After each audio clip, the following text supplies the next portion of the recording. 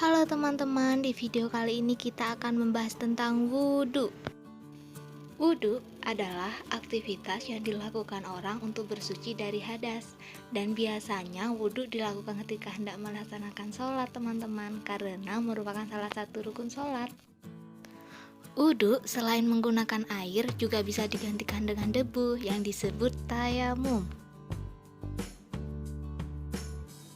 Adapun niat wudhu, bismillahirrahmanirrahim, nawaitul wudhu'a liraf'il hadasil asghari fardhu lillahi ta'ala.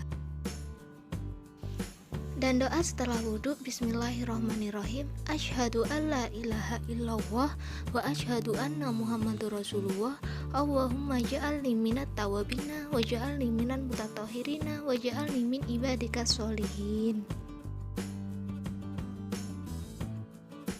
Yang berikutnya adalah hukum wudhu. Hukum wudhu ini ada dua, wajib dan sunnah. Wajib, melakukan wudhu merupakan yang wajib dilakukan orang muslim sebelum melakukan ibadah seperti sholat, tawaf memutari Ka'bah, dan sebelum memegang Al-Quran. Sunnah, wudhu menjadi sunnah apabila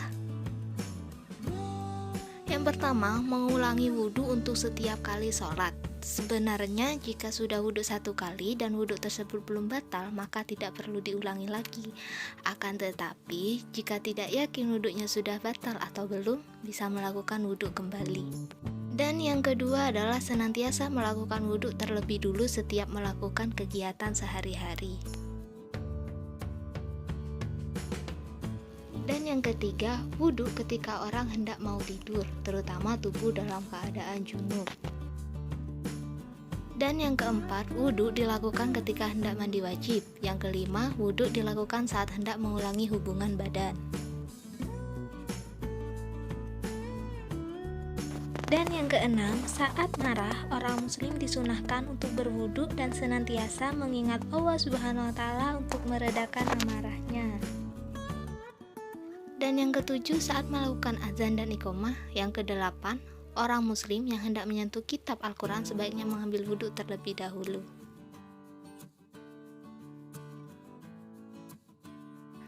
Dan adapun syarat wudhu itu ada 5.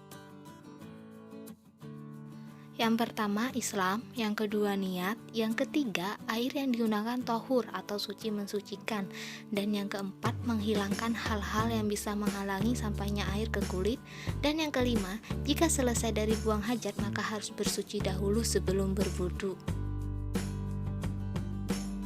Dan adapun sunnah wudhu itu ada 9.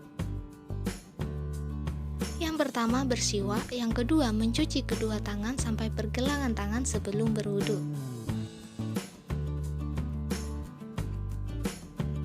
Dan adapun yang ketiga mencuci anggota wudhu sebanyak 3 kali kecuali kepala hanya 1 kali. Dan yang keempat menyela-nyela jenggot yang tebal.